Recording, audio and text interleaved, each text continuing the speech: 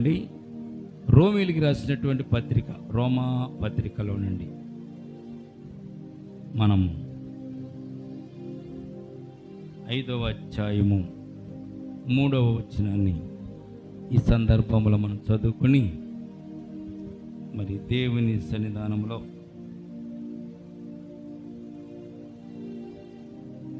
దేవుని యొక్క ఆశీస్సులు మనం పొందుకుందామండి. 5వ అధ్యాయము రోమీలు రాసిన పత్రిక. అపోస్తలుడైనటువంటి పౌలు గారు రోమీలికి రాసినటువంటి పత్రిక 5వ అధ్యాయము 3వ వచనాన్ని మనం చదువుతామండి. మొదట నేను చదువుతాను, ప్రార్థన చేసిన తర్వాత వాక్యంలోనికి మనం వెళ్దాం. చూడండి, అంతేకాదు శ్రమ ఓర్పును, ఓర్పు పరీక్షను, పరీక్ష నిరీక్షణను కలుగు చేయనని ఎరిగి శ్రమల యందును అతిశయపడుదుము. ఈ చిన్న వాక్యాన్ని బట్టి చిన్న ప్రార్థన చేసుకుందాం. ప్రేమల తండ్రి, కృపగల దేవందమనైనా తండ్రి, ఈ రాత్రి నేను ప్రభా మీ సన్నిధానంలో ఉండగలిగినటువంటి స్థితిని బట్టి స్తోత్రాలు చెల్లించుకుంటున్నాం. కూడి వచ్చిన నీ బిడ్డలు జ్ఞాపకం చేసుకోండి. ఈ రాత్రి శనివారం ప్రార్థన కూడుకను కూడా ఆశీర్వదించండి. ఇంతవరకు పాటలు ఎందుకు తోడుకున్న దేవా, వాక్య భాగంలో కూడా మీరు మాకు తోడుకున్నాడు. చదవబడినటువంటి లేఖన భాగం రోమీలు రాసిన పత్రిక 5వ అధ్యాయము 3వ వచనాన్ని బట్టి తండ్రి, ఈ రాత్రి ప్రభు నీ బిడ్డలమైన మా అందరితోనూ మాట్లాడండి. నీ బిడ్డలమైన మాతో మాట్లాడండి నైనా, ఆదరించండి. ఆత్మీయ జీవితంలో ముందుకు సాగడానికి కృప చూపించండి. కూడి వచ్చిన ప్రతి ఒక్క బిడ్డనైన ప్రభు వినగల చెవులు, గ్రహింపగల హృదయం, అంగీకరించే మనసు, ఆనందించే ఆత్మను దయచేయండి. మరి ముఖ్యంగా ప్రభునైనా నిలబడి దాసుని మరుగుపరచండి. దాసుని ముఖాంతరంలోంచి మీరే మాట్లాడండి. నీ దాసుని అరికాలు మొదలుకొని నడినెత్తి వరకు కూడా ప్రభువా మీ ఆత్మ స్వాధీనములో నీ దాసుని ఉంచుకొని ప్రభువా నైనా నీ దాసుని నోటికి మీరే బోరగా ఉండి మాట్లాడమని ఈ సమయాన్ని, స్థలాన్ని మీ చేతులకు అప్పగించుకుంటూ యేసయ్య ఉన్నతమైన పరిశుద్ధ నామమున ప్రార్థించి మిక్కిలి వినయముతో బ్రతిమలాడి వేడుకొనిచున్నాము తండ్రి, ఆమేన్. ప్రియమైన బిడ్డలారా, ఈ సమయమందు మనం దేవుని సన్నిధానంలో ఉండడానికి ప్రభు ఇచ్చిన శ్రేష్టమైన కృపను బట్టి దేవునికి స్తోత్రాలు చెల్లించుకుంటూ చదవబడినటువంటి లేఖన భాగంలో ఒక అంశాన్ని మనము జ్ఞాపకం చేసుకుందామండి. ఆ అంశము ఏమిటంటే ఓర్పు అనేటువంటి అంశముని ఈ రాత్రికాల సమయమందు మనము ధ్యానం చేసుకుందాం. మానవునికి, మనిషికి ఉండవలసినది దేవుడు పరిశుద్ధ గ్రంథంలో, బైబిల్ గ్రంథంలో చెప్పబడినటువంటి విషయం ఏమిటంటే ఓర్పు కలిగి మనం ఉండాలి అని పరిశుద్ధ గ్రంథం మనకి తెలియచేయబడుతుంది. ఈ ఓర్పు అనేటువంటి ఈ పదానికి పర్యాయ పదాలు చాలా ఉన్నాయి. ఈ ఓర్పు అనేటువంటి పదానికి పర్యాయ పదాలు చాలా ఉన్నాయి. అందులో ఓర్పు అనే దానికి సహనం వస్తుంది, సహించుట వస్తుంది, ఓపిక అని వస్తుంది, ఎదురు చూచుట అని వస్తుంది, కనిపెట్టుట అనేటువంటి అంశం కూడా ఈ ఓర్పు అనేటువంటి ఈ మాటలోనికి వస్తాయి. దేవునికి స్తోత్రం కలుగునగాక. ప్రియమైన బిడ్డలారా, మానవుని జీవితంలో ఓర్పు ఎప్పుడైతే కలిగి ఉంటాడో ఆ ఓర్పు మనిషిని, మానవుని బ్రతికిస్తుంది అనే సత్యాన్ని పరిశుద్ధ గ్రంథం మనకి తెలియచేయబడుతుంది. అందుకే 3వ వచనాన్ని మనం చదువుకున్నాం కదా. ఆ 3వ వచనంలో ఉన్నటువంటి విషయాలు, అంశాలు ఒకసారి మీకు మరొకసారి జ్ఞాపకం చేస్తున్నాను. అంతేకాదు నిరీక్షణను బట్టి అతిశయపడుచున్నాము, అంతేకాదు శ్రమ ఓర్పును, ఓర్పు పరీక్షను, పరీక్ష నిరీక్షణను కలుగు చేయనని ఎరిగి శ్రమల యందు మనము అతిశయపడుదుము. 3వ వచనము 4వ వచనం కలిపి ఉంటుంది అనమాట. ఇది ప్రియమైన బిడ్డలారా, కనుక చూడండి, ఓర్పు ఏ ఏ విషయాలలో మనం ఓర్పు కలిగి ఉండాలి. ఓర్పు అనే దానికి అసలు అర్థం ఏమిటో మనం ఒక్కసారి మనం జ్ఞాపకం చేసుకుంటే, ఓర్పు ఎప్పుడు మనము తొలగిపోతాము, ఓర్పు ఎప్పుడు మనము పోగొట్టుకుంటాము, ఓర్పు ఎప్పుడైతే పోగొట్టుకుంటామో అప్పుడు మనకు వచ్చేటటువంటి కష్టాలు, నష్టాలు ఏమిటో పరిశుద్ధ గ్రంథంలో అనేక విషయాలు మనకు దేవుడు తెలియజేశారు. ప్రియమైన బిడ్డలారా, ఓర్పు లేనప్పుడు ఇద్దరి మధ్య గొడవ పడుతున్నప్పుడు, ఇద్దరి మధ్య తగు వస్తున్నప్పుడు అందులో ఎవరో ఒకరు సహనం కోల్పోయి, ఓర్పు కోల్పోయి వారు ఏం చేస్తారంటే తిరగబడి ఎదుటి వారిని కొట్టడం జరుగుతుంది, లేకపోతే తిట్టడం జరుగుతుంది. ఇద్దరి మధ్య ఘర్షణ వచ్చినప్పుడు ఆ ఘర్షణలో ఎవరో ఒకరు ఓర్పును కోల్పోయి అక్కడ గొడవ పడే పరిస్థితులు మనం చూస్తూ ఉంటాం. ప్రియమైన బిడ్డలారా, ఏమిటి అంత ఓర్పు లేకుండా ఉన్నావు, అంత సిరాకీట, అంత కోపమేటి, ఓర్పుగా ఉండొద్దా అనేటువంటి మాటలు మనం వింటూ ఉంటాం అప్పుడప్పుడు. బైబిల్లో కూడా ఉంది, పరిశుద్ధ గ్రంథంలో ఉంది. నువ్వు ఓర్పు కలిగి గనక దేవుని సన్నిధానంలో ఉండగలిగితే దేవుడు నీకు ఇచ్చేటువంటి ఆశీర్వాదాలు, దీవెనలు, కోకొల్లలు అనేటువంటి విషయాన్ని పరిశుద్ధ గ్రంథం మనకు తెలియచేయబడుతుంది. ప్రియమైన బిడ్డలారా, జ్ఞాపకం చేసుకోండి, మనము ఓర్పు కలిగి ఉంటున్నామా, ఓర్పు లేకుండా ఈ లోకంలో మనం జీవిస్తున్నామా? చాలా విషయాలు మనం ప్రార్థన చేస్తూ ఉంటాం. మనం ప్రార్థన చేసినప్పుడు ప్రార్థనకు జవాబు రానప్పుడు దేవునిని మనము తోలనాడేటటువంటి పరిస్థితులు కూడా వస్తాయి. ఎందుకోసం వస్తాయి? ఏమి మనలో ఓర్పు నశించిపోయినప్పుడు, ఓర్పు చచ్చిపోయినప్పుడు మనము దేవుణ్ణి కూడా తోలనాడేటువంటి పరిస్థితుల్లోకి వచ్చేస్తాం. కారణం, మనం ప్రార్థించిన ప్రార్థన మనకు జరగలేదు కనుక, దేవుడు మన మనవులను ఆలకించలేదు కనుక. అందుకోసమని మనం ఎవరి మీద తిరగబడతాం? సృష్టికర్త అయినటువంటి దేవుని మీద, సృష్టించినటువంటి దేవుని మీద, నిన్ను నిర్మించిన దేవుని మీద, నిన్ను కాపాడుతున్నటువంటి దేవుని మీద కూడా తిరగబడడానికి కారణం ఏమిటో తెలుసండి? నువ్వు కోరుకున్నటువంటి కోరిక, ప్రార్థించినటువంటి అవసరతలు తీరలేదు కనుక ఓర్పు నశించి దేవుని మీద కూడా మనం తిరగబడతాం. దేవుని మీదే తిరగబడుతున్నాం, మనుషుల మీద తిరగబడడానికి పెద్ద విశేషం ఏముంది?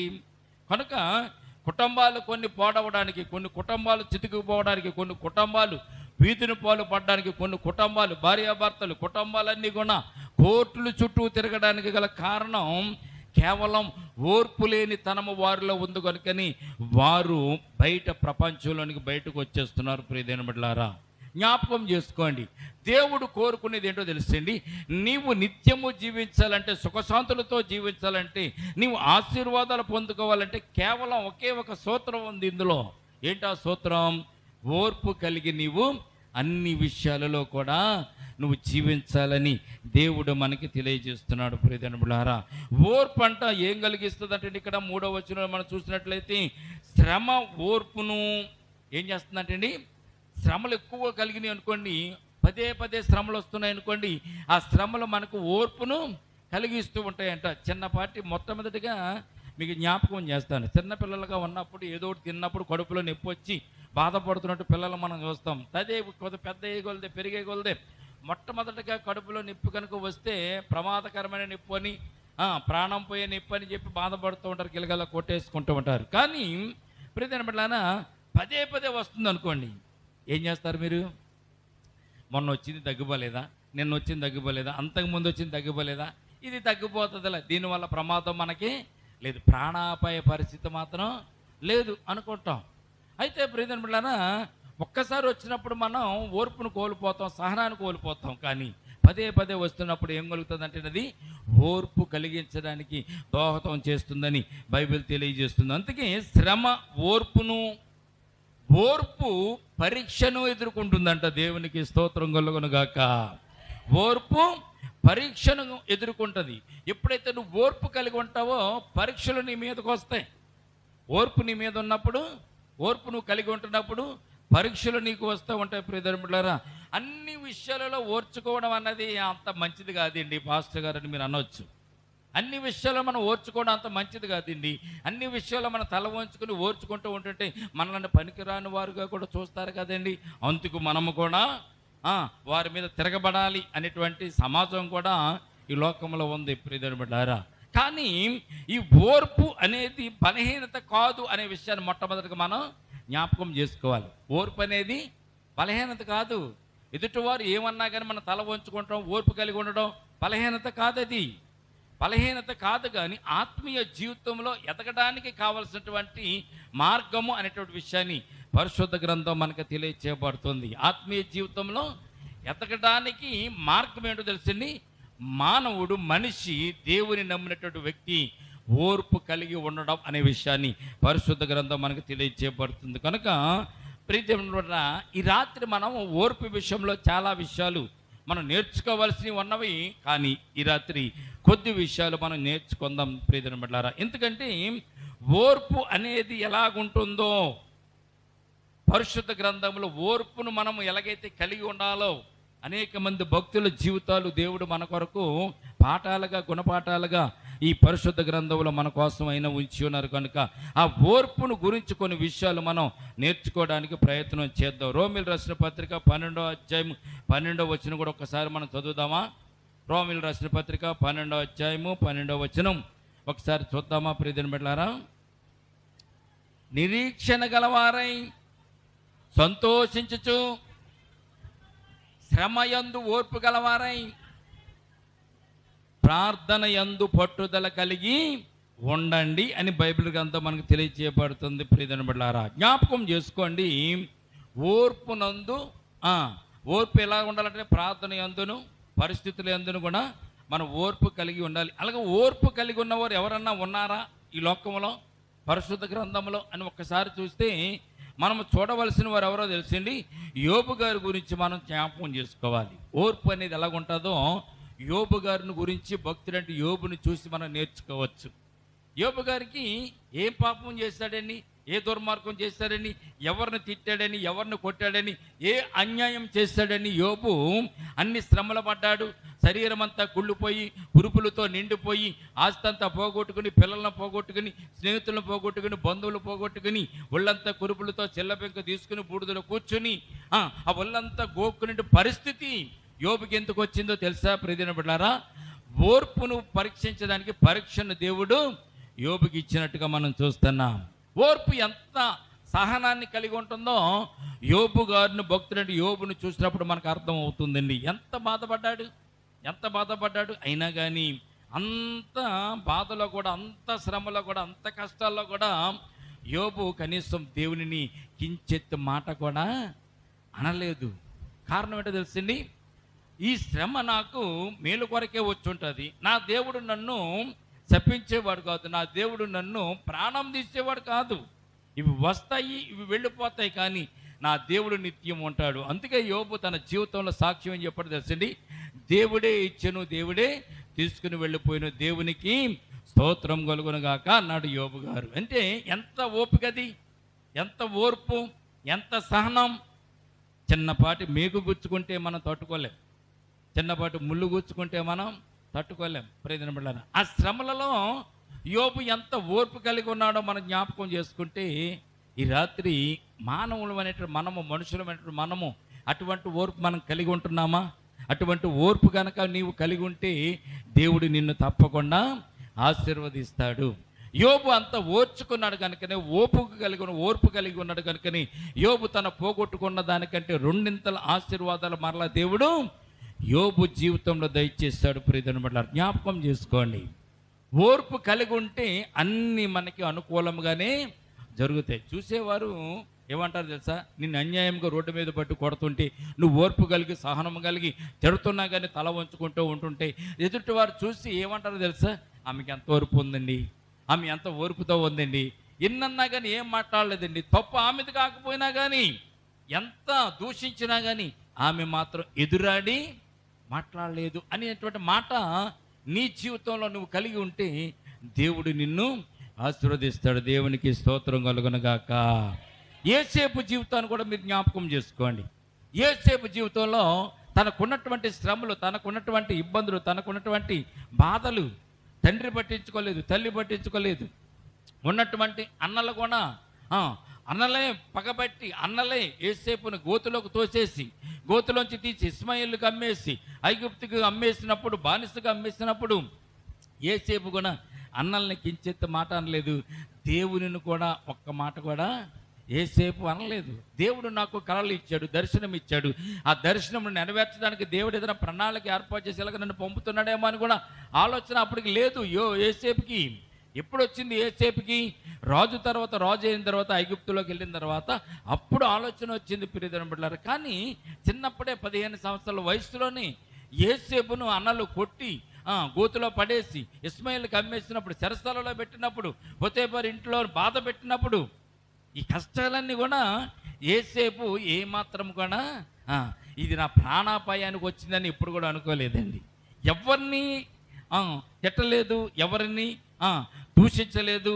దేవుడిని అసలు ఎందుకు దేవుడా ఇది నాకు ఎలా చేస్తావు అన్న మాట అనలేదు. తల్లిదండ్రులు కూడా ఒక్క మాట కూడా యేసేపు అనలేదు. ఎంత శ్రమలు పడ్డాడు ప్రియమిత్రులారా. శ్రమలలో ఓర్పు కలిగి ఉన్నందుకు యేసేపు దగ్గరికి అన్నలు వచ్చి మోకారించి యేసేపుకు వారు దండాలు పెట్టారు. ప్రియమిత్రులారా, జ్ఞాపకం చేసుకోండి. యేసేపుకు మొక్కదానికి కారణం ఏంటో తెలుసండి. మొట్టమొదటిగానే యేసేపు ఈ శ్రమలను బట్టి దేవుని దూషించి, తల్లిదండ్రులు దూషించి, అన్నగారుల మీద తిరగబడితే ఓర్పు లేకుండా యేసేపు ఐగుప్తులో రాజు తర్వాత రాజు అయ్యేవాడు కాదు. దేవుడిచ్చిన దర్శనాలు నెరవేరేవే కాదు. అన్నలందరూ వచ్చారు, తండ్రి కూడా వచ్చాడు. యేసేపుకు నమస్కరించినట్టుగా లేఖనాల్లో మనం చూడగలుగుతున్నాం. ఎంత ఓర్పు అండి! ఓర్పు సహనాన్ని కలిగిస్తుందంట. దేవునికి స్తోత్రం కలుగునుగాక.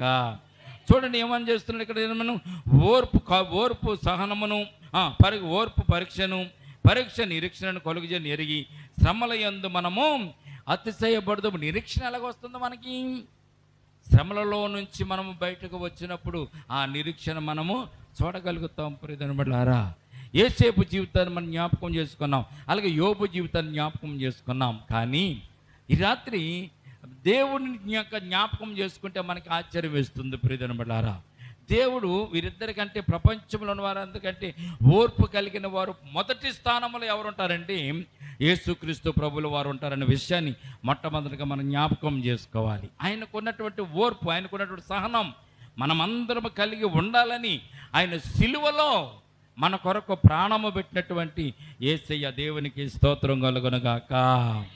చేతులలోనూ కాళ్ళల్లోనూ మేకులు కొడుతున్నప్పుడు, రక్తం కారుతున్నప్పుడు, ఆయనను గొల్గొతా కొండ మీద ఆయనను సిలువ వేస్తున్నప్పుడు, ఏలాడ చేస్తున్నప్పుడు, మెట్ట మధ్యాహ్నం ఎండలో మలమల మాడిపోతున్నప్పుడు, నెత్తి మీద శిరస మీద మొండల కిరీటము పెట్టినప్పుడు, కొరడాలతో కొట్టినప్పుడు, బల్లెపు పొడితో పక్కన డొక్కలో పొడిచినప్పుడు, ఆ రక్తం కారుతున్నప్పుడు, చెమట కారుతున్నప్పుడు, ఎండలో ఆయన పడ్డటువంటి బాధ, ఆయన పడ్డటువంటి ఓర్పు, తండ్రితో ఒక్క మాట చెప్తే చాలంటే, తండ్రితో ఒక్క మాట చెప్తే, తండ్రి నన్ను ఈ శ్రమ నుంచి తప్పించంటే చాలా అంటే తండ్రిని దేవుడు వచ్చి యేసుక్రీస్తు ప్రభువు వారిని తప్పించేవాడు. కానీ ఆయన ఎందుకు వచ్చాడు ఈ లోకానికి? ఆయన శ్రమలు పొందడానికి వచ్చాడు, సిలువ మరణము పొందడానికి వచ్చాడు, మన కొరకు రక్షణ కార్యం నెరవేర్చడానికి వచ్చాడు. కనుకనైనా ఆ శ్రమలన్నింటినీ కూడా ఎంతో ఓర్పుతో భరించినటువంటి ఏకైక వ్యక్తి యేసుక్రీస్తు ప్రభుల వారు. దేవునికి స్తోత్రం కలుగునుగాక. అందుకే నన్ను చూసి మీరు నేర్చుకోండి. నేను ఎలాగైతే జీవించాను అలాగే మీరు జీవించడానికి నేర్చుకోండి. నా మార్గంలో మీరు నడవండి అన్నారు యేసుక్రీస్తు ప్రభువారు.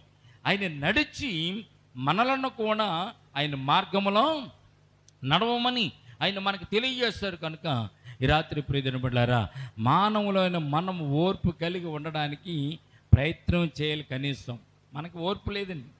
ఓర్పు ఉంటే వర్షం వస్తే మనకు ఇబ్బంది, ఎండగాస్తే ఇబ్బంది, చలి వేస్తే మనకి ఇబ్బంది, అవకాశం లేకపోతే మనం రాలేము, అవకాశం ఉంటేనే మనం వస్తాం. ఇవన్నీ కూడా ఓర్పు నశించిపోయేటటువంటి పరిస్థితులు అనమాట. ఓర్పు కలిగి ఉంటే మనం దేవునిలో తప్పకుండా ఉండడానికి ప్రభువారు కృప చూపిస్తున్న విషయాన్ని మొట్టమొదటిగా మనం జ్ఞాపకం చేసుకోవాలి. ప్రియమైన బిడ్డలారా, ఓర్పుతో ఉంటే చాలా ఫలితం ఉందండి. మనం ఓర్పు కలిగి ఉంటే గొప్ప ఫలితాన్ని దేవుడు మనకి ఇస్తానని అయినా మనకు తెలియజేస్తున్నారు. కనుక ఈ రాత్రి మనం ఓర్పు విషయంలో కొన్ని విషయాలు మొట్టమొదటిగా మనం జ్ఞాపకం చేసుకుందాం. రోమిల్ రాసిన పత్రిక 12:12 చదువుకున్నాం కదా. శ్రమలు కష్టాలలో మనము ఓర్పు కలిగి ఉండాలి. ఏ విషయాల్లో ఓర్పు కలిగి ఉండాలి? శ్రమలలోను, కష్టాల్లోను, ఇబ్బందుల్లోనూ మనము ఓర్పు కలిగి ఉండాలని బైబిల్ గ్రంథం మనకు తెలియజేస్తుంది. రెండవది హెబ్రీ రాసిన పత్రిక 6వ అధ్యాయము 15వ వచనం ఒక్కసారి మనం జ్ఞాపకం చేసుకుందామండి. చదవండి. హెబ్రీ రాసిన పత్రిక 6వ అధ్యాయము 15వ వచనం చూడండి ఒకసారి. ప్రియమైన బిడ్డలారా, హెబ్రీ రాసిన పత్రిక 6వ అధ్యాయము 15వ వచనంలో మనం చూసినట్లయితే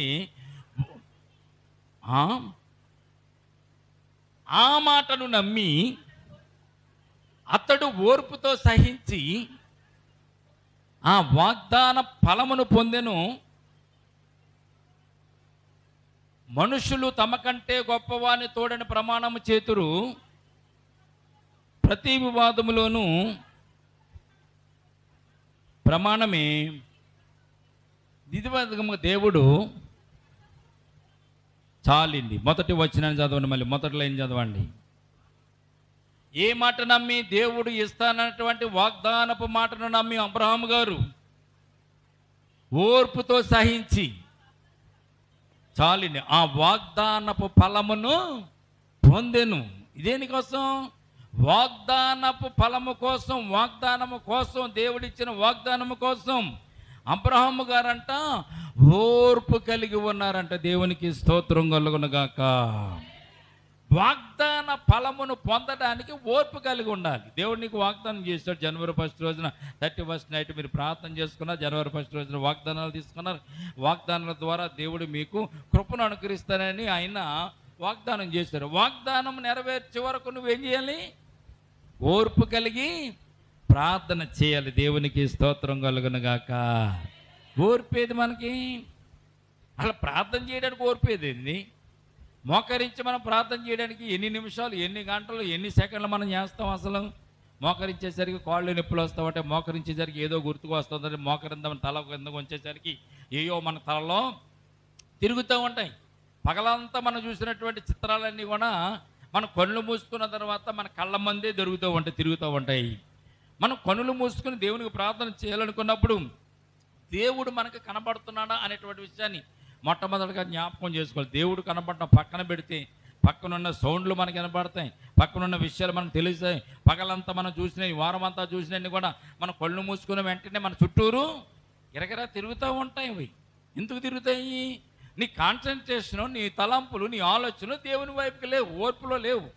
అలాగే చేస్తున్నప్పుడు ఏదో గుర్తుకు వస్తుంది, వెంటనే ఆమెనంటాం, లేచిపోతాం మనం. ప్రియమైన బిడ్డలారా, దేవుడు మనతో మాట్లాడేంత వరకు ఓర్పు కలిగి ప్రార్థన చేయడం అనేది దేవునికి ఇష్టమైనటువంటి ప్రార్థన. దేవునికి స్తోత్రం కలుగునుగాక.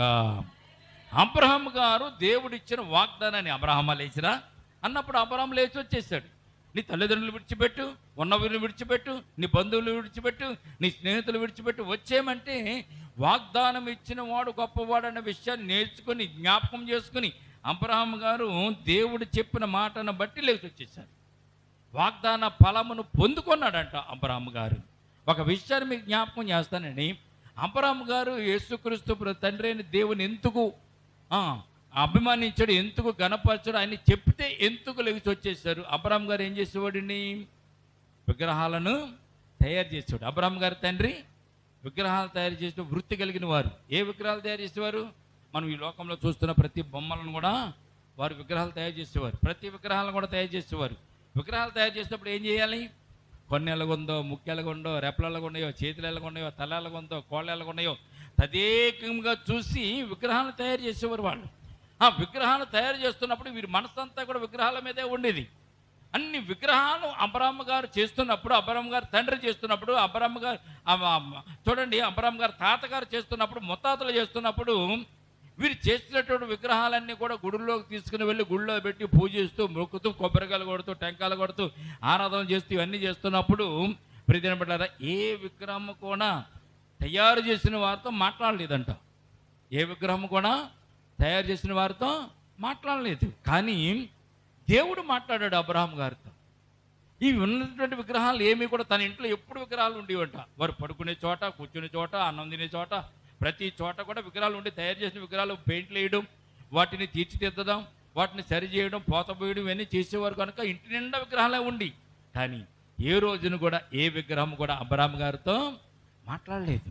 అందమైనటువంటి రంగులేసి, అందమైనటువంటి చీరలకు రంగులేసి, కళ్ళుకు రంగులేసి, కొనిరెప్పలకు రంగులేసి ఇవన్నీ చేస్తున్నా కానీ ఒక శత్రుగాడు రాశాడు, అబ్రహాం గారు ఇన్ని విగ్రహాలు ఇంట్లో పెట్టుకున్నా కానీ, ఇన్ని విగ్రహాలు తయారు చేసి అమ్ముతున్నా కానీ ఏ రోజున కూడా ఏ విగ్రహం కూడా అబ్రహాం గారితో మాట్లాడలేదంట. వారి దేవుళ్ళే కదా, మాట్లాడలేదంట. కానీ పరమ తండ్రి దేవాది దేవుడు మాట్లాడి, స్వరముతో మాట్లాడి అబ్రహామును పిలిచాడంట. దేవునికి స్తోత్రం కలుగునుగాక. అబ్రహాం గారికి అది నమ్మాడు, అది విశ్వసించాడు. ఆయన దేవుడు కనుక నాతో మాట్లాడాడు, వీరు దేవుళ్ళు కాదు కనుక నాతో మాట్లాడలేదు. వీటిని విడిచిపెట్టి వెళ్ళడానికి నాకు బాధ ఏముంది? నిజమైన దేవుడు ఆయన స్వరంతో నాతో మాట్లాడినాడు, రమ్మని పిలుస్తున్నాడు కనుక నేను వెళ్తానంటే తల్లిదండ్రులు అడ్డం పెట్టరా, బంధువులు అడ్డం పెట్టరా, స్నేహితులు అడ్డం పెట్టరా, ఊళ్ళో వాళ్ళు అడ్డం పెట్టరా? పెడతారు కదా, వద్దని చెప్పరా? చెప్తారు.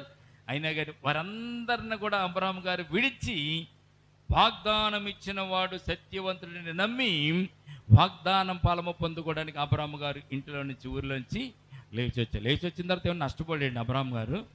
ఏమి నష్టపోలే. అబ్రాహాము గారిని దేవుడు దీవించాడు. మొట్టమొదటిగానే దేవుడు దీవించాడు, అబ్రాహామ నీ సంతానాన్ని దీవిస్తాను, ఆకాశ నక్షత్రముల కంటే ఇసుక రేణువుల కంటే గొప్పదైన సంతానాన్ని నీకు ఇస్తాను, నీ సంతానానికి ఈ దేశమంతా ఇస్తానన్నాడు, ఈ సంతానాన్ని దీవిస్తానన్నాడు, నిన్ను దూషించే వారిని దూషిస్తాను, శపించే వారిని శపిస్తాను అని చెప్పి దేవుడు అబ్రాహాము గారు వాగ్దానం ఇచ్చి, అబ్రాహాము గారికి ఏ కష్టం వచ్చినా కానీ తోడుగా ఉండి వెంటుండి ఆయనకున్నటువంటి ఓర్పును గురించి దేవుడు అబ్రాహాము గారిని దీవించాడు. దేవునికి స్తోత్రం కలుగునగాక. వాగ్దానముల కొరకు అబ్రాహాము గారు ఓర్పు కలిగి జీవించారనే విషయాన్ని రెండవ మాట మనం జ్ఞాపకం చేస్తున్నాం. మూడవ మాట కూడా మనం చూద్దాం. ఎఫెసీయులకు రాసిన పత్రిక 4వ అధ్యాయము 2వ వచనాన్ని మనం చదువుదాం. చూడండి, ఎఫెసీయులకు రాసిన పత్రిక 4వ అధ్యాయము 2వ వచనం చూడండి. ఎఫెసీయులకు రాసిన పత్రిక 4వ అధ్యాయము 2వ వచనం మనం జ్ఞాపకం చేసుకుంటే ప్రియమైన బిడ్డలారా, పరిశుద్ధ గ్రంథంలో అన్ని విషయాలు దేవుడు మన కొరకు వ్రాసి ఉంచారు. అన్నీ మనం చదువుకుంటూ ధ్యానం చేసుకుంటూ వెళ్ళాలి. చదవండి. కాబట్టి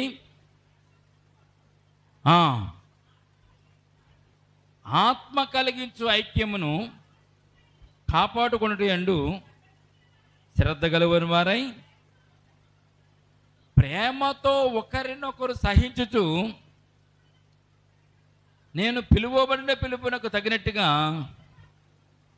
దీర్ఘ శాంతముతో కూడిన సంపూర్ణ వినయముతోనూ సాత్వికముతోనూ నడుచుకొనవలనని ప్రభువును బట్టి మిమ్మల్ని బతమాలుకుంటున్నాడని అపోస్తలుడు పౌలు గారు మనకు తెలియజేస్తారు. ఈ వాక్యంలో ఉన్నటువంటి విషయం ఏంటంటే తోటి వారిని క్షమించాలి అనేటువంటి ఓర్పు మనం కలిగి ఉండాలంటే, తోటి వారిని క్షమించే ఓర్పు కలిగి ఉండాలి. ప్రియమైన బిడ్డలారా, ఓర్పుతోను సహనంతోను క్షమించేటువంటి లక్షణం కలిగి ఉండాలని అపోస్తలుడు పౌలు గారు ఇక్కడ తెలియజేస్తారు. తోటి వారిని క్షమించాలి.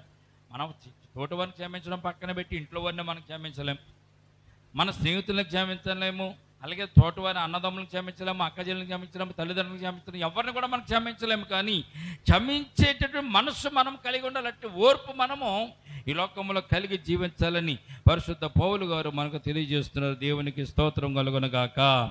గలతీయులకు రాసిన పత్రిక 6వ అధ్యాయం 9వ వచనం కూడా ఒకసారి చదువుదాం. గలతీయులకు రాసిన పత్రిక 6వ అధ్యాయము 9వ వచనం చూడండి ఒకసారి. మనము మేలు చేయటి యందు విసుకక ఉందాము, మనము అలయక మేలు చేసివేమి తగిన కాలమందు ఫలము పొందుదాము. దేవునికి స్తోత్రం కలుగునుగాక.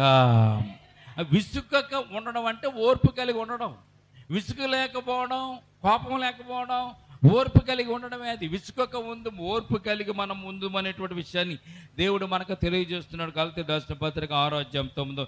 మేలు చేయుట యందు మనం విసుగుగా ఉందము, మేలు చేయుట యందు ఓర్పు కలిగి మనం ఉండుదాం. కొంతమంది ఇంటికి వస్తారండి, ఒక గ్లాసు పట్టుకొస్తారు, అమ్మ కొద్ది పందరంటావా ఇస్తాను, పందరు ఇచ్చిన తర్వాత మళ్ళీ ఇంటికి వెళ్ళిపోయి మళ్ళీ వస్తారు ఇంకో గ్లాసు పట్టుకొని, అమ్మ కొద్దిగా నూనె రా అని అడుగుతారు. ఆ నూనె పట్టుకెళ్ళిపోయిన తర్వాత మరలా వస్తారు, అమ్మ కొద్దిగా బియ్యం ఉంటే ఇవ్వా. ఇవన్నీ ఇచ్చిన తర్వాత ఇవన్నీ తీసుకెళ్ళి వంట చేసుకుంటారు. మామూలే. ముందుసారి వచ్చినప్పుడు మీరు ఇచ్చారు బాగుంది, రెండోసారి వచ్చినప్పుడు ఇచ్చారు, మూడోసారి వచ్చినప్పుడు ఉంటే అవ్వచ్చు, లేకపోతే అమ్మ ఇంతమాత్రం మా ఇంట్లోంచి పట్టుకెళ్ళి వండుకుంటావేటి అని మనం ఇసుగుదల చెంది వారిని తోలననకూడదు. మేలు చేయటం యందు మనం ఓర్పు కలిగి ఉండాలని పరిశుద్ధ గ్రంథం మనకు తెలియజేయబడుతుంది. ప్రియమైన బిడ్డలారా, జ్ఞాపకం చేసుకోండి, మేలు చేయడానికి కూడా మనం ఓర్పు కలిగి ఉండాలి. మనము సికాకు పడకూడదు, సిరాకు పడకూడదు. ఎన్నిసార్లైనా మేలు చేయాలి. ఎందుకంటే దేవుడు మనకు అలాగే ఎన్నిసార్లైనా మనకు మేలు చేస్తున్నాడు. మనకు పుట్టినందు మొదలుకొని ఎప్పటి వరకు కూడా మీరు అడిగింది ప్రతీదీ కూడా దేవుడు ఇస్తూనే ఉన్నాడు. ఒకసారి అడిగాం కదా, ఇచ్చాడు కదా, మరలా ఇస్తాడేంటి అని అనుకోకుండా మరలా మనం అడుగుతాం, మరలా దేవుడు ఇస్తాడు. నెలలు అడుగుతాం, వారాలు అడుగుతాం, సంవత్సరాలు అడుగుతాం. మనకు అవసరం ఉన్నప్పుడల్లా దేవుడిని అడుగుతామంటాం. ఈ నెల ఇంటెద్ది కట్టలేదు ప్రభా, ఇంటెద్ది కట్టడానికి కృప చూపించండి, ఇంటెద్ది కట్టేసావు. 2వ నెలలో మరలా ఇబ్బంది వచ్చి మరలా అడుగుతామా అడగమా? దేవుడని ఇసుకుంటున్నాడా? దేవుడైనా ఓర్పు తగ్గించుకుంటున్నాడా? లేదు కదా. ఎన్నిసార్లు అడిగినా, ఎన్ని సందర్భాలు అడిగినా, ఎన్ని రకాలుగా అడిగినా దేవుడు మాత్రం విసుగుదల చెందకుండా ఓర్పుతో నీకు ఇస్తున్నాడు కదా. మరి నీవు ఆ ఓర్పు ఎంత కలిగి ఉండలేదు. అందుకే దేవుడు అంటాడు నువ్వు ఓర్పు కలిగి ఉండాలని పరిశుద్ధ గ్రంథం తెలియజేస్తుంది. మేలు చేయుటకు నీవు ఓర్పు కలిగి ఈ లోకంలో జీవించాలని పరిశుద్ధ గ్రంథం మనకు తెలియజేస్తుంది. 5వ మాట కూడా మనం జ్ఞాపకం చేసుకుందాం. కీర్తన గ్రంథం 37వ కీర్తన 7వ వచనం మనం చూద్దాం. ఆఖరి చూడండి, ఈ 5వ మాట కూడా జ్ఞాపకం చేసుకుంటే ఓర్పు ఎందులో ఉండాలో మనం మొట్టమొదటి ఓర్పు ఏముండాలండి? శ్రమలలో కష్టాల్లో ఓర్పు కలిగి ఉండాలి. అలాగే 2వ మాట వాగ్దానాల కొరకు ఓర్పు కలిగి ఉండాలి. 3వ మాట తోటివారిని క్షమించే విషయంలో ఓర్పు కలిగి ఉండాలి. 4వ మాట మేలు చేయటానికి మనం ఓర్పు కలిగి ఉండాలి. 5వ మాట చదువుదామా? కీర్తన గ్రంథం 37 7వ వచనం. మౌనంగా ఉండి ఆయన కొరకు కనిపెట్టుకొనుము, వర్ధిల్లు వాడిని చూసి వ్యసన పడకము, చూసి వ్యసన పడకము అంటే కీర్తనకారుడు ఏం చెప్తాడు తెలుసండి? ప్రార్థన చేయడంలో కూడా నీవు ఓర్పు కలిగి ఉండాలని పరిశుద్ధ గ్రంథం. వ్యసన పడొద్దంటే ఓర్పుగా ఉండమని, చిరాకు పడొద్దంటే ఓర్పు కలిగి ఉండమని, కోపగించుకోవద్దంటే ఓర్పు కలిగి ఉండమని, ప్రార్థన చేయుటి యందు కూడా దేవుని అడిగే విషయంలో కూడా ఎదుటివాడిని చూసి కూడా నీవు ఓర్పు కలిగి ఉండాలని పరిశుద్ధ గ్రంథం మనకు తెలియచేయబడుతుంది. దేవునికి స్తోత్రం కలుగును గాక. ఈ ఓర్పు అనేటువంటి మాటలో ఓపిక ఉంటుంది, ఎదురు చూచడం ఉంటుంది, కనిపెట్టడం ఉంటుంది, సహనం ఉంటుంది, సహించుకొనుట అనేటువంటి విషయం కూడా ఇందులోకి వస్తుందనే విషయాన్ని మొట్టమొదటిగా మీరు జ్ఞాపకం చేసుకోవాలి. యాకోబు రాసిన పత్రిక 1వ అధ్యాయము 2వ వచనం ఒకసారి చూడండి. యాకోబు రాసిన పత్రిక 1వ అధ్యాయం 2వ వచనం చూడండి. నా సహోదరులారా, మీ విశ్వాసమునకు కలుగు పరీక్ష ఓర్పును పుట్టించునని ఎరిగి మీరు నానా విధములైనటువంటి శోధనలో పడినప్పుడల్లా మహానందమని ఎంచుకోమని పరిశుద్ధ గ్రంథం తెలియజేయబడుతుంది. యాకోబు రాసిన పత్రికలో. దేవునికి స్తోత్రం కలుగును గాక. ఓర్పులోను శ్రమలోను కూడా ప్రభు మనం ఏం చేయాలంటండి? మహానందం కలిగి ఉండాలంటండి. మహానందం కలిగించిన ఓర్పు కలిగి ఉండాలి, అంతే. నువ్వు ఎంత ఓర్పుతో ఉంటావో అంత ఆనందము, అంత సంతోషము నీ జీవితంలో కలిగి ఉంటారనే సత్యాన్ని పరిశుద్ధ గ్రంథం మనకు తెలియజేయబడుతుంది. ప్రియమైన బిడ్డలారా, జ్ఞాపకం చేసుకోండి. ఈ రాత్రి ప్రభు మనకు తెలియజేస్తున్న మాట ఏమిటంటే, అన్ని విషయాలలో నీవు ఓర్పు కలిగి ఉండాలి. చిరాకు పడకూడదు, కోపపడకూడదు. నిన్ను నువ్వు తగ్గించుకుని నీ జీవితంలో నీవు ఓర్పు కలిగి దేవుని యొక్క వాగ్దానాల కోసం ఎదురు చూస్తూ, దేవుని యొక్క కృప కొరకు ఎదురు చూస్తూ నీవు ఉండాలన్న విషయాన్ని పరిశుద్ధ గ్రంథం మనకు తెలియజేయబడుతుంది. ప్రియమైన బిడ్డలారా, అయితే ఈ ఓర్పు కలిగి ఉండడం వల్ల మనకు వచ్చే ఫలితం ఏమిటి? ఇవన్నీ బాగున్నాయండి. ఓర్పు కలిగి ఉంటామన్నారు, ఓర్పు కలిగి ఉంటాము. సహిస్తామన్నారు, సహిస్తాము. కోపపడొద్దన్నారు, కోపపడము. చిరాకు పడొద్దన్నారు, చిరాకు పడము. వీటి వల్ల మనకు వచ్చేటటువంటి ఫలితం ఏమిటి? వీటి వల్ల మనకు వచ్చే లాభం ఏమిటి అంటే, ప్రకటన గ్రంథంలో దానికి వచ్చేటువంటి ఫలితాన్ని గురించి దేవుడు మనకు తెలియజేస్తున్నాడు. ప్రకటన గ్రంథము 3వ అధ్యాయము 10వ వచనం మనం చదువుదామండి. చూడండి, ప్రకటన గ్రంథం 3వ అధ్యాయము 10వ వచనం చదువుదాం ఒకసారి.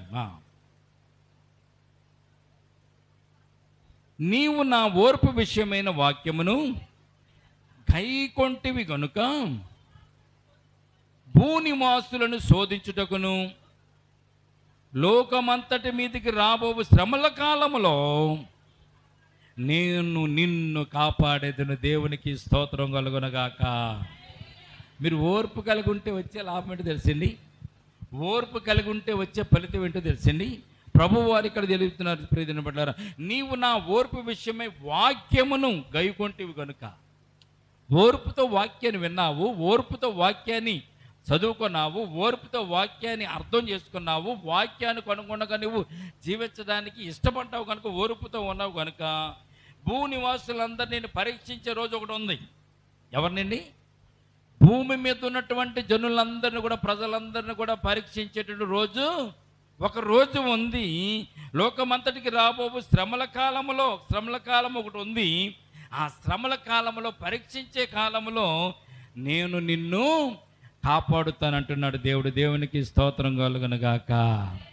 ఎవరిని కాపాడుతాడు దేవుడు? అన్ని విషయములలో ఓర్పు కలిగి జీవించిన వారిని మాత్రమే దేవుడు ఏం చేస్తాడంటే అండి, ఆ శ్రమల కాలంలో, పరీక్ష కాలంలో నిన్ను త్రోసివేయకుండా, నిన్ను తప్పించకుండా ఓర్పు కలిగి ఉన్నావు కనుక, సహనం కలిగి ఉన్నావు కనుక, సహించావు కనుక, ఎదురాడలేదు కనుక, కనిపెట్టుకుని ఉన్నావు కనుక దేవుడు నేను ఏం చేస్తానండి, ఆ శ్రమల నుంచి తప్పిస్తాడంట, తీర్పుల నుంచి తప్పిస్తాడంట. అలాగే లోకమంతటికి రాబో శ్రమల కాలంలోను, పరీక్ష కాలంలో నిన్ను తప్పించి నీకు మేలు చేస్తానని దేవుడు ఇక్కడ వాక్యము ద్వారా మనకు తెలియజేస్తున్నాడు. దేవునికి స్తోత్రం కలుగునగాక. ప్రియమైన బిడ్డలారా, ఈ ఓర్పుకు నిర్వచనం, అసలైన నిర్వచనం, ఓర్పు వల్ల మనకు వచ్చే ఫలితం ఏంటి? పరీక్షా కాలంలో, శ్రమల కాలంలో దేవుడు మనలను తప్పిస్తాడు. ఇది ఒక గొప్ప మేలు, మనకి గొప్ప ఆశీర్వాదం. తర్వాత అసలు ఈ ఓర్పుకి నిర్వచనం ఏంటో పరిశుద్ధ గ్రంథంలో మనం చదువుకుని ప్రార్థన చేసుకుందామండి. 2వ దశలోని రాసిన పత్రిక 3వ అధ్యాయము 5వ వచనం చూడండి. అసలు ఓర్పుకు ఉన్నటువంటి నిర్వచనాన్ని పరిశుద్ధ గ్రంథంలో, బైబిల్ గ్రంథంలో దేవుడు మనకు తెలియజేస్తారు. చూడండి, 2వ దశలోని రాసిన పత్రిక 3వ అధ్యాయము 5వ వచనం చదవండి ఒకసారి. దేవుని యందలి ప్రేమయు క్రీస్తు చూపిన ఓర్పును మీకు కలుగునట్లు చాలండి, ప్రభువు మీ హృదయములను ప్రేరేపించిన గాక. దేవునికి స్తోత్రం కలుగును గాక. ఓర్పుకి నిర్వచనం ఎవరు అంటే మన ప్రభు అయినటువంటి యేసుక్రీస్తు ప్రభువే. దేవునికి స్తోత్రం కలుగును గాక. ఆయనకంటే ఓర్పు మంతుడు భూమి మీద ఎవరు లేరండి. నువ్వెంత చికాకు పెట్టినా, ఎంత నువ్వు దేవుని విసిగించినా, నీ హృదయంలో ఎన్ని పాపాలున్నా, ఎన్ని దుష్కార్యాలున్నా, ఎన్ని దుర్మార్గ కార్యాలున్నా కానీ, నువ్వెంత దేవుని విసిగించినా కానీ, దేవుడు ఏది చెప్పినా కానీ నువ్వు విననప్పుడు దేవుని కోపం రావాలిగా. మన పిల్లలు ఏదైనా తప్పు చేసినప్పుడు, చెప్పిన మాట విన్నప్పుడు వెంటనే మనం చెయ్యాడిస్తాం, కొడతాం. మనం పిల్లల్ని గద్దిస్తాం, కొడతాం. వాళ్ళని మామూలుగా ఉండదు. కొడితే మనం వాళ్ళు ఏడుపు మొదలు పెడితే గంట దాకా వదిలిపెట్టరు, అంతలా కొడతాం పిల్లల్ని. కానీ దేవుడు మనము దేవునికి వ్యతిరేకమైన కార్యాలు ఎన్ని చేసినా కానీ, దేవుని మార్గంలోంచి తప్పిపోతున్నా కానీ, దేవుడు బ్రతిమల్లగా మనం రానప్పుడు కానీ, ప్రియమైన దేవుడు ఎప్పుడు కూడా మన మీద కోపగించుకోలేదు. ఓర్పు కలిగే దేవుడు ఉన్నాడు. యేసుక్రీస్తు ప్రభువారు విషయంలో, ఓర్పు అనేటువంటి విషయంలో యేసుక్రీస్తు ప్రభువారు ఒక్కటే నిజమైనటువంటి నిర్వచనంగా పరిశుద్ధ గ్రంథం మనకు తెలియజేయబడుతుంది. దేవునికి స్తోత్రం కలుగును గాక. ఓర్పుకు నిర్వచనం యేసుక్రీస్తు ప్రభుల వారి. ఆయన ఓర్పు కలిగి ఉన్నారు. ఈ లోకమంతటిని ఆయన రక్తం చేత కడిగి భద్రపరిచారు.